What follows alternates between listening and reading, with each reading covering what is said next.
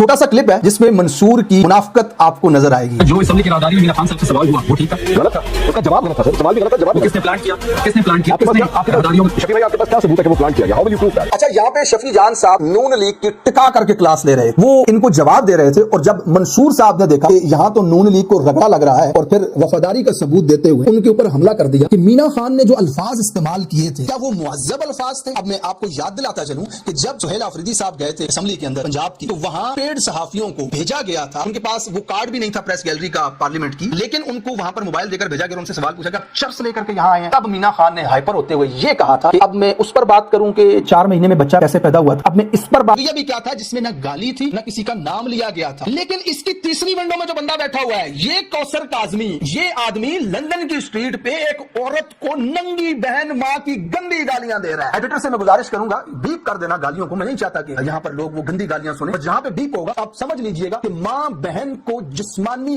گندی ننگی گالیاں دے رہا ہے یہ شخص، اور منصور علی کے پروگرام میں بیٹھا ہوا ہے، اور یہ آدمی اس سے یہ سوال نہیں کر رہا کہ تم نے گالیاں کیوں دی تھی۔